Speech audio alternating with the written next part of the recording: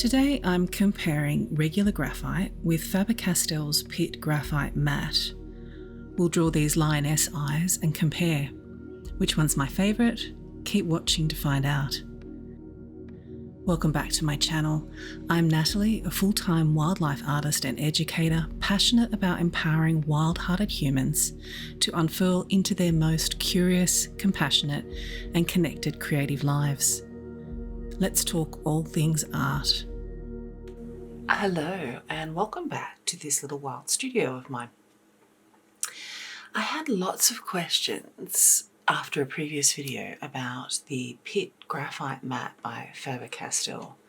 And so I thought I'd do a little video comparing regular graphite to the Faber-Castell Pitt Graphite Matt. Now, this is not sponsored in any way by anybody at all. But hey, Faber-Castell, Stedler, I'm very happy to be sponsored.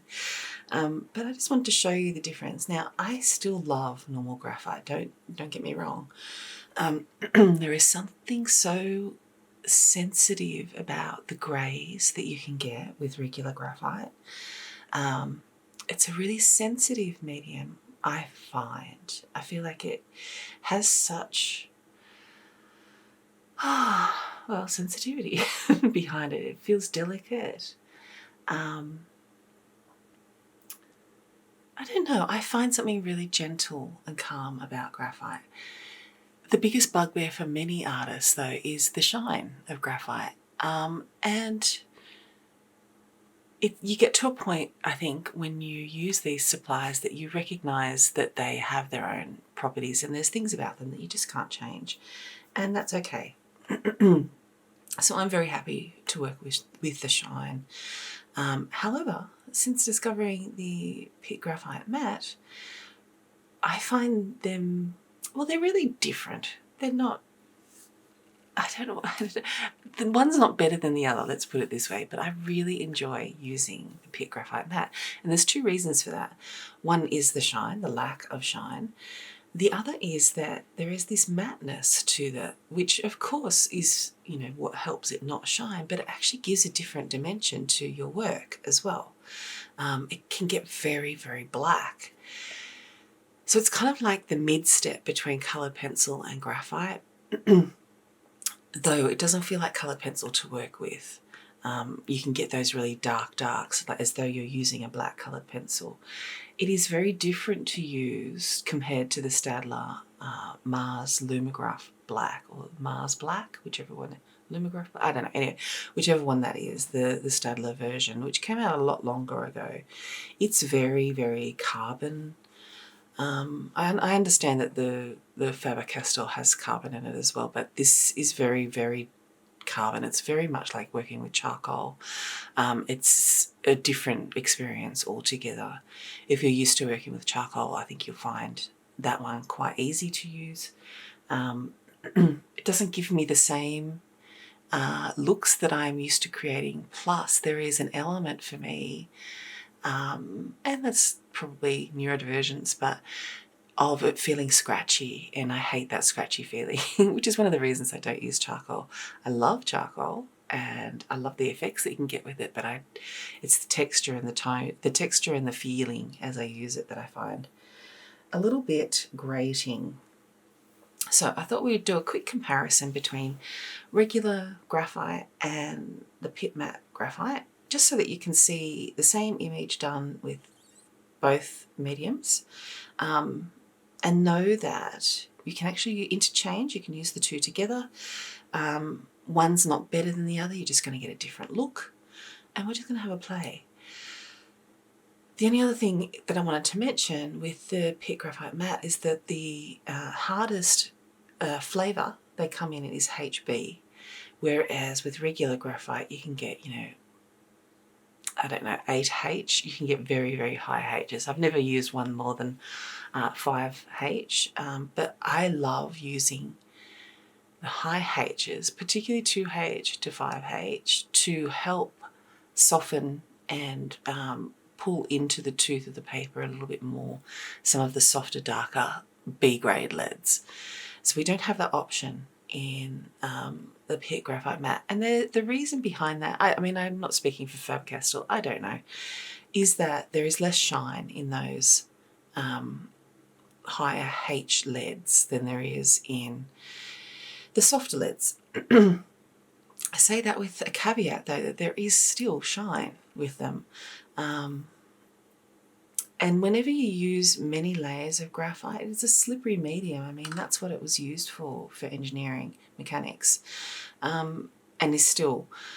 It is slippery. So the more layers that you put down, the more into the tooth it goes, regardless of the softness, the blackness, or the hardness, the H. You're going to get some level of shine anyway. But I wanted to compare apples to apples as much as possible. So I've got 3 flavours from each. I've got in the Staedtler Mars Lumograph, I've got HB, 4B and 8B. So HB to match the Faber-Castell, and then 2 grades, the highest B I have and something in the middle. And then with the Faber-Castell, I've got HB, 6B and 14B. And that's the other thing, is that the Faber-Castell goes all the way up to 14B, which is amazing. 10B, 12B, 14B, I don't think there's a huge difference, particularly between the 12B and the 14B, at least not for how I use them. Again, I don't press really hard. But the 14B used in conjunction with like a 6B, oh, delicious. And honestly, that's the way I tend to use graphite anyway. I usually use about 3 pencils, maybe 4. And I keep a fairly decent gap between them. So I rarely would use 2H, H, HB, 2B, or B, 2B. You know, I would rarely use all of the different flavours close together. Anyway, let's start with a little swatch. So this is the HB. And I totally did not do those very straight, did I? I'll blame early morning. So this is HB. Again, I'm way back on my pencil. This is quite sharp. Well, it is very sharp. I only just sharpened it. So it's going to get a different sort of texture than it would if it was blunter. But I do like a sharp pencil. So again, I'm going to lay down extra graphite on the left side. See sort of how darkish we can get and soften out. I'm turning my pencil quite regularly. You will see me do that, and that is something that I do with coloured pencil particularly, so you don't get a flat edge. You try and maintain your point quite a bit. Okay, so that's HB. Let's look at 4B. Same thing. I'm sort of working on the side so I can get a broader stroke. You can see with the 4B, we can see a lot more paper tooth, right? It's not as hard. So it's skipping over the paper tooth a bit more.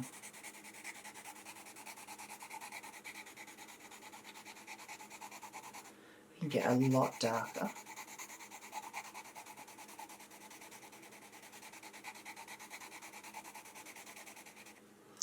And then let's use an 8B. This one is sharpened funny because I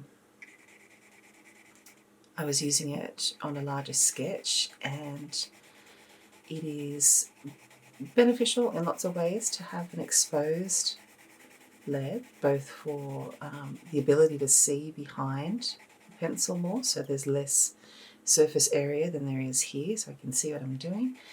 Allows me to step back a little bit further from what I'm doing. And it also just saves you having to sharpen. I thought. Okay. This is the 8B. You can see there's a huge difference in how soft it is. Skipping over the page there, we've got a nice shift in darkness there too. All right, let's look at the Pitt Graphite Matt. So this is HB. And again, this one I've got a pencil extender on because it's getting too small for me to hold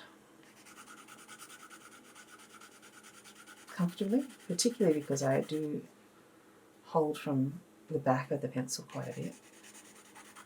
So I think you can see it's different to the HB of the graphite. It's not quite as hard.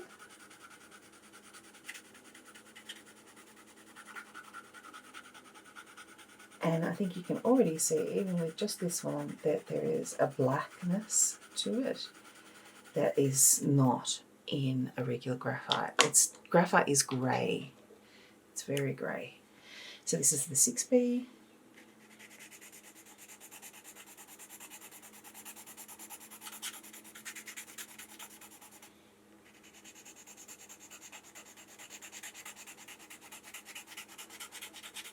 Even without me showing you the shine, I think you can see already that it's very matte.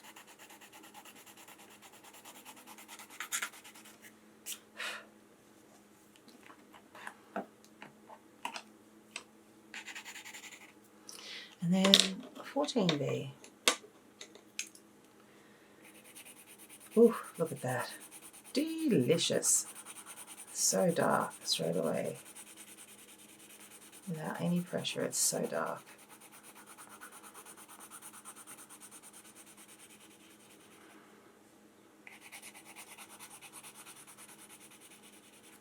Okay, let me show you.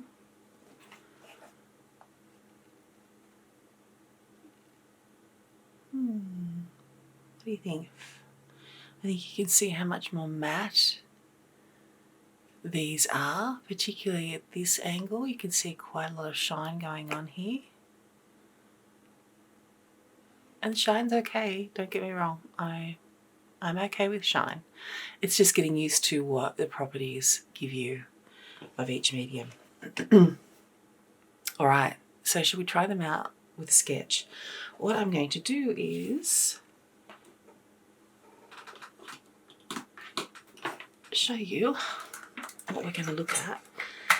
And I thought an eye might be a good way to go. So we're going to look at this lioness eye. So this is again from Pixabay. And then I'm going to just give you a little selection there of her eye. Oh, I could look at eyes for a long time. What I really wanted to point out here was that there are some darks around the eye, the lid, and then there's some quite light areas which are only going to come out, shine out by having dark around them as well. Okay, so the things that I see here is this shape, the eye, of course. Remembering that the eye is a ball, it's a rounded ball, so it has there's concave and convex properties throughout all of the anatomy here. This is the eyeball in here, and we have this shine. Note that it's got a curve to it because the eyeball has a curve to it, right?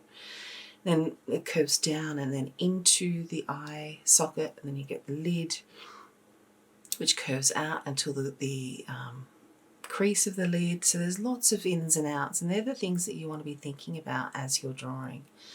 Got paint on my hand. How unusual.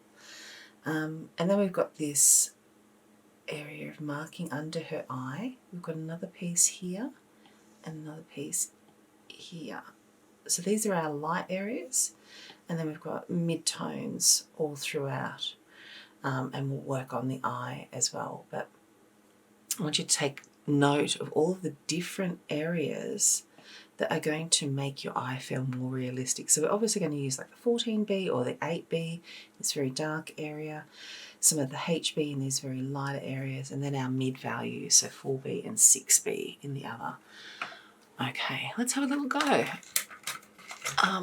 I don't believe that there is anything wrong with tracing whatsoever, but I really enjoy sketching from scratch, and I think it's incredibly empowering, and it's what I teach. And a lot of that reminds us that when we're working like this, so this is not working on a big finished project that I need to have complete accuracy in which case, you know, tracing is always an option, or using a grid, something like that. What I always aim for within our sketchbooks is connection, not perfection. Okay, so we want to connect to our image, we want to connect to our creativity, to our sense of belonging all of those things. So that's what we're aiming for, connection, not perfection. Okay, so I have my HB, which is my lightest value, and I'm going to start getting this little eye down. So I'm looking at that big shape first of the dark surround of her eye. And know that when you study an eye, when you study anything more than once, you are practicing seeing it, and so it will become slightly more easeful to do again the next time. If you use the same reference or a different reference, you are learning all of the time. So I just want to get some of those bigger shapes in. I'm not looking at form, I'm not doing detail, I'm looking at the biggest shapes I can find in order to give myself guidelines for where I want to put a bit of detail. That's that light bit, this is a darker bit, that's a darker bit, lighter, darker, lighter. Okay, and we've got the eyeball itself, we've got a lot of shadow happening over the eye. We have a pupil sitting fairly high up in the eye, and there is a lot of reflective shine there. And I'll also be able to show you a little bit too how well both of these erase. I think we know that graphite erases really well, and I love, that's one of my favourite properties about graphite, particularly using paper like this. It doesn't take much to lay down, but it also picks up really easily. Okay, I think that's fairly detailed for what we want. Okay. Now I tend to continue using my lower or middle scale value in order to get more detail down first. So I've got my big shapes, and now I want to start bringing in some refinement to it.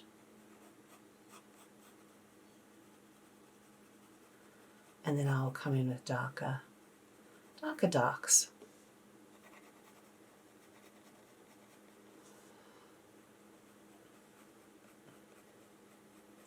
Now I'm going to skip through this a little bit, otherwise we'll be here all day. But if you would like the full video with full narration, then come join me over in Hedgerow, which is my community for wild-hearted artists. We focus primarily on wildlife, working in sketchbooks, and you get fully narrated videos.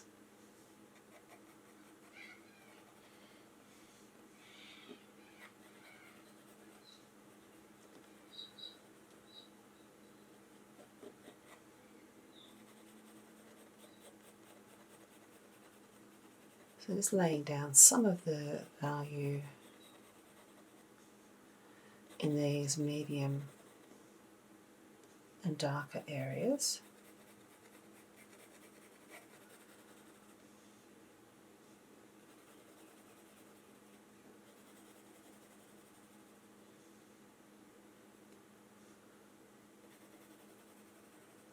Now, one thing I tend to do with graphite is I tend to push right back by using a tissue and just sort of flatten the entirety of the image. Soften, I guess, is probably a better word.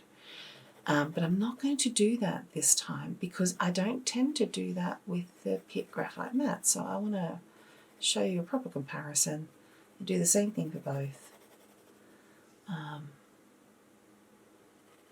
Yeah, one thing I may use is a paper stump, which you can use a commercial paper stump like this one, or you can roll up a bit of tissue as well. Always important when you're working to hydrate. I have my cup of tea. Make sure you have some water or something that you can sip on as you go. Alright, I'm going to darken up some of these areas a little bit now. Note that around the eyeball there is a lot of darker areas underneath the roundness of the ball, but also the overhang of the lid. I'm working super lightly.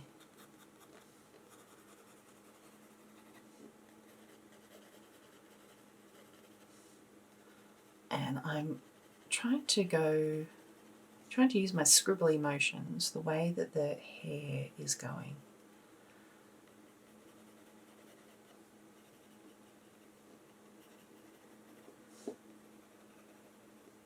Really loose at the moment, really loose.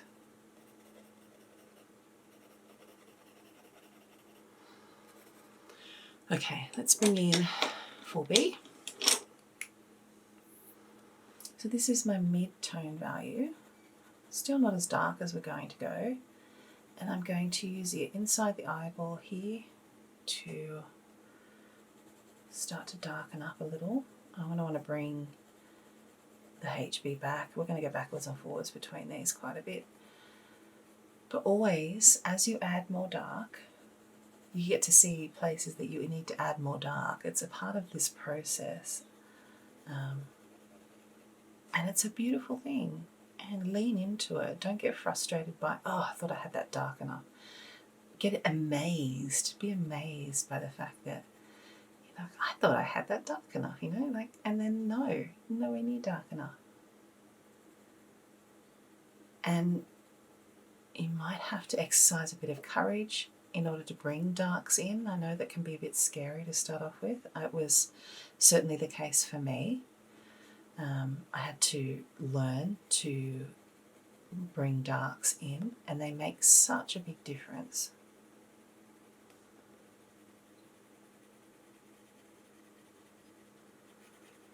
I'm working in little ellipses.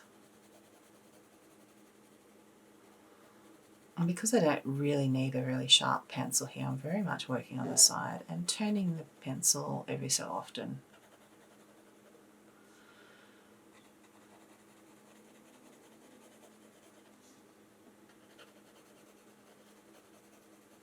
Looking at some of those darker areas outside the lid now, some of the darker hairy patterning.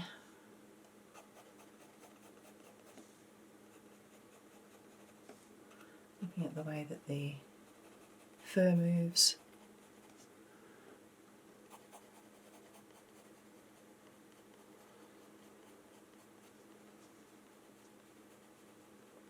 Note that there's no really hard lines anywhere, other than the lid, which, you know, has a defined end, a beginning, you know, there is a refined edge to that.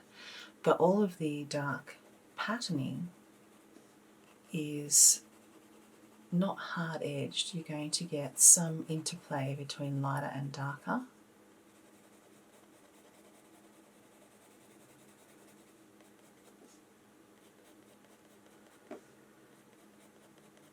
Soft edges.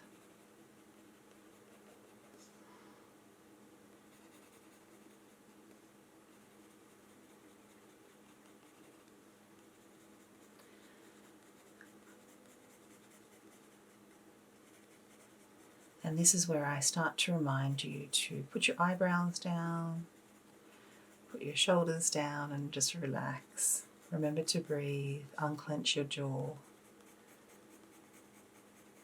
and let yourself be wrapped up in all of the wonder of being able to use a pencil and some paper to create such beauty.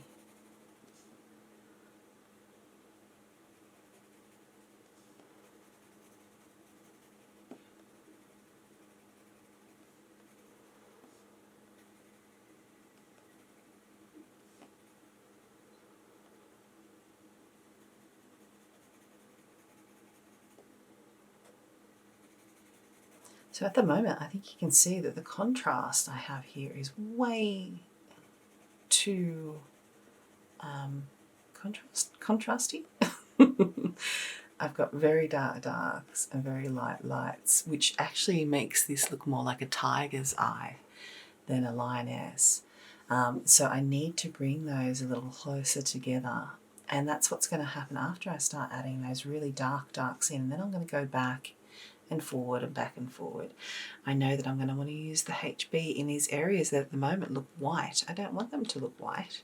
There's no real white in this image. All right, the big gun now, big dark colour, and getting that really dark area in. Again, you don't need to press hard. If you want to get a lot of pigment down in one area, use lots of smaller strokes and repetitive. Go over and over. And you know what? It kind of helps with shine too, to be honest. So I probably won't get as much shine as, you know, some other artists might get doing the same thing. But it's much kinder on your hand and on your tools. And it also means that you take more time, so you've got a little bit more care, and it means that you can sort of bring up some of the, I don't like to use the word mistakes, but some of the areas that you want to improve a little before it gets too far gone in the wrong direction. With more ease, I guess, is what I'm saying. Now, this is not a sharp pencil. I think you can see that. There's a little bit of scratchy clay in there. And so you don't always have to have really sharp pencils either. Now, I'm sort of contorting myself to get around so that you can actually see. Don't feel like you have to do the same thing. Move your sketchbook around, or your paper, whatever it is that you're working on. I think you can see I'm not pushed down into the tooth of the paper. There is still quite a lot of tooth that you can see. I'm okay with that, particularly in the case of a sketchbook. Like I don't need to have it super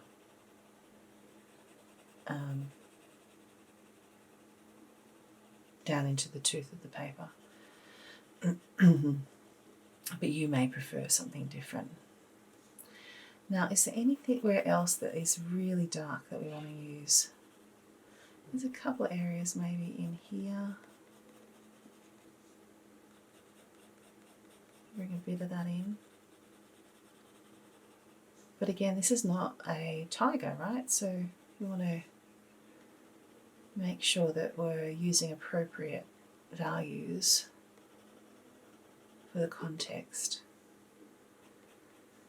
A little bit in here.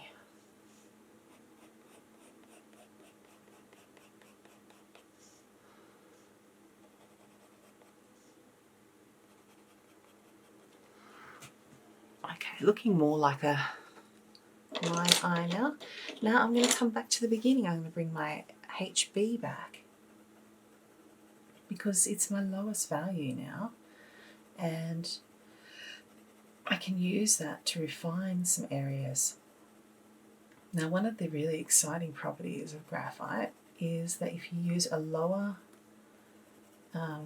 hardness, or a higher hardness, a lower value, so in this case I'm using HB over the top of 8B, you can actually, it's called burnishing, but I don't go quite that far. You can bring the the graphite down and into the paper a bit, which then, because it's softer, which then gets rid of some of the tooth of the paper.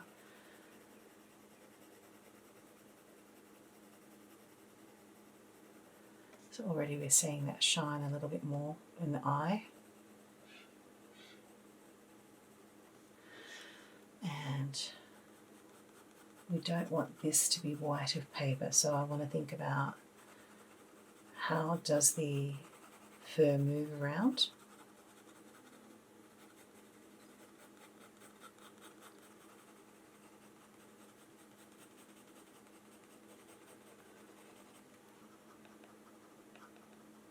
in some areas there. Okay, that's our first eye. Quite happy with that. Just a quick sketch.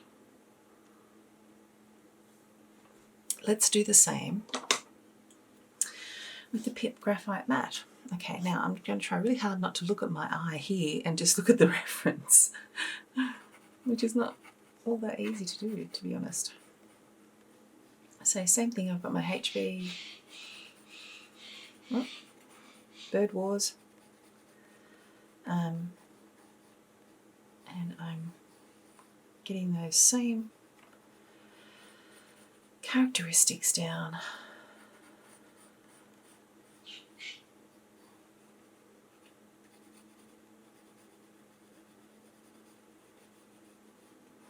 It's actually going to be quite interesting to see how much alike or how different these are, because as I said before, we see more when we look more, and so I've had a lot of looking at this image so far, so I am seeing it in a deeper way than I was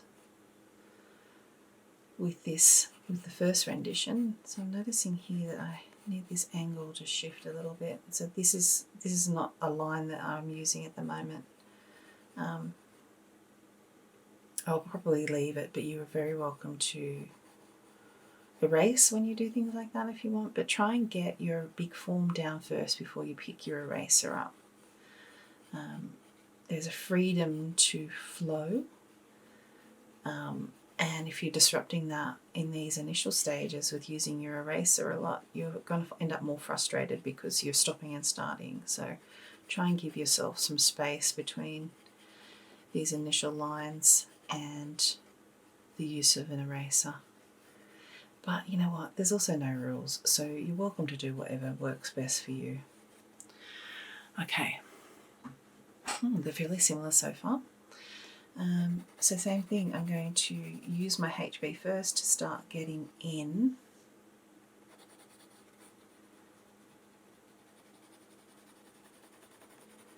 a bigger understanding of these big shapes.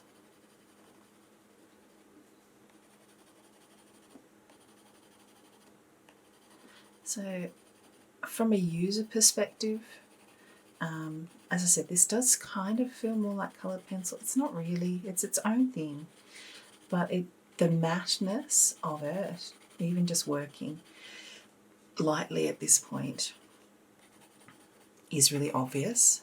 It just feels different. It just feels different.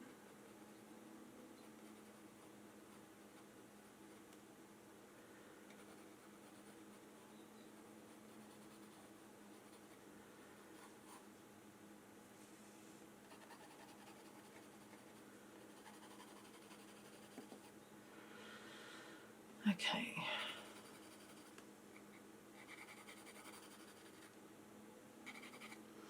I'm going to move up to the next value, which is 6B that I have here. Yep. And start to refine some of these shapes a little more.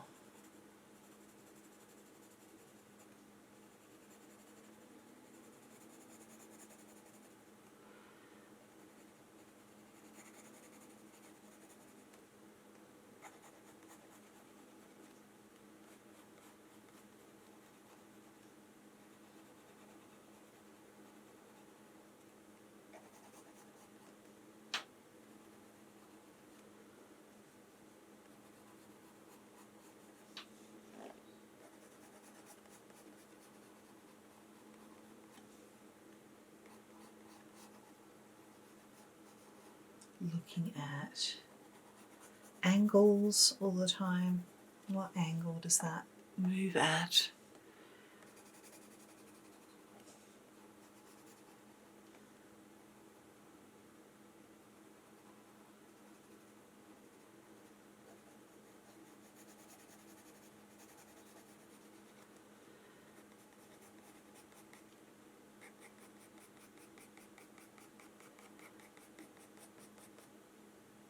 So 6B is a fairly dark pencil anyway, and a lot of artists only go up to 4 to 6B in their work.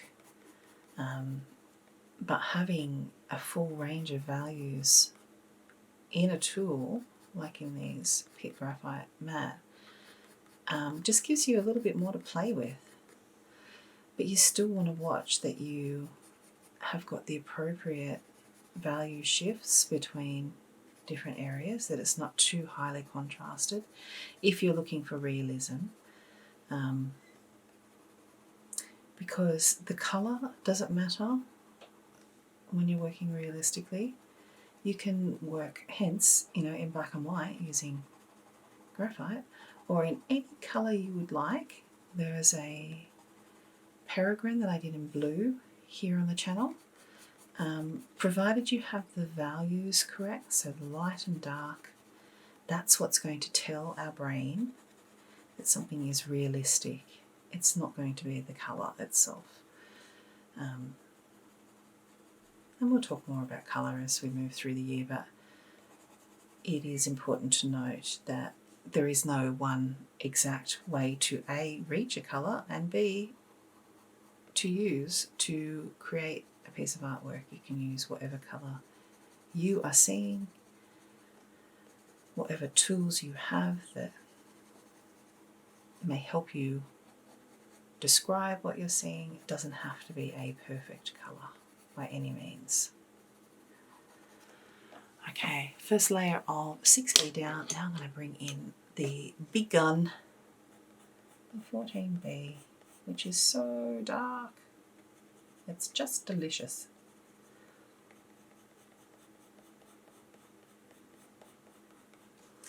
Again, don't press hard, no need for it.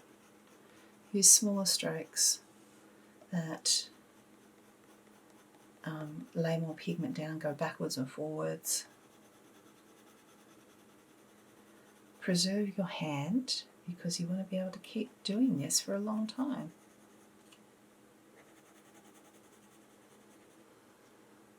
On occasion I might use a bit of a medium pressure, but mostly I try to keep very light.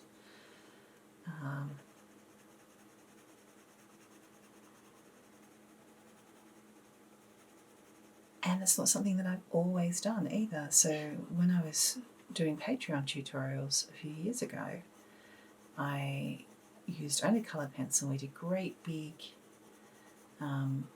full pieces of work, which are actually all available to watch in my art community, Pedro. But I actually ended up getting quite a sore hand, and it was really all about pressure. So once I gave myself permission to work more lightly and to build up layers a bit slower, it becomes a much more sustainable process and practice, and that's what we want. We want to be able to do this for a long time, so we have to take care of all our tools, including our body tool.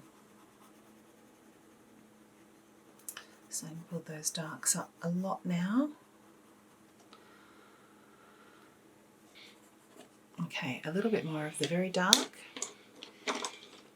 So the 14B.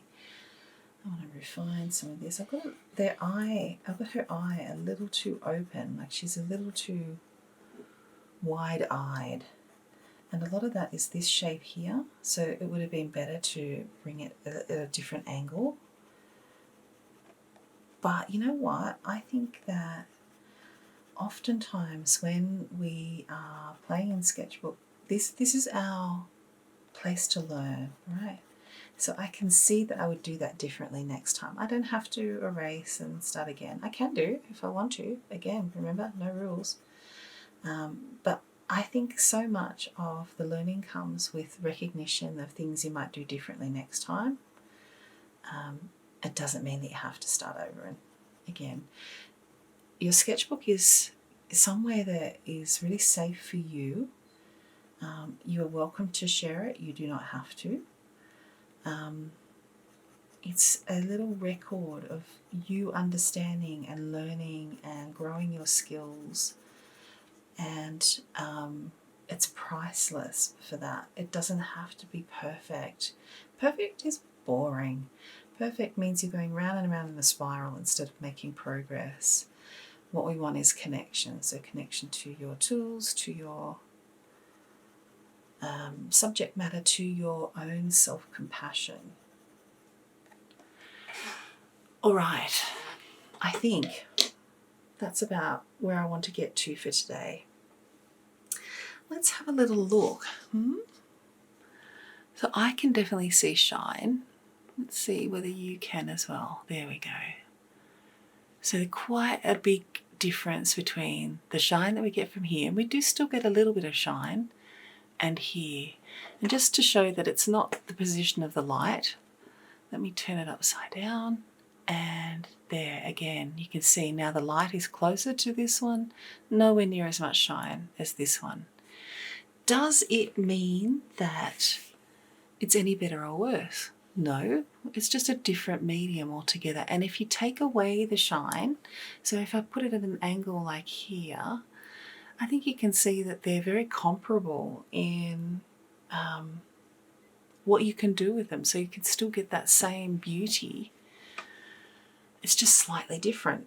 There are ways to mitigate the shine on a finished piece, such as using a fixative, a matte fixative. This eye's a little bit smaller than the eye too. That does make a difference, but again, you know, like, enjoy the tools for what they are. You don't have to try and make them into something else. If you want to use a different tool that does the other thing, then do that. That's what I love about these, the graphite mat. I can still use my graphite in the way that I want to use it. But if I want something really matte without any shine, then I have an alternative. All right, I hope that that helped answer your questions about the Pitt Graphite Matt, and also show you that they're fantastic, but so is normal graphite. And I hope you really enjoyed.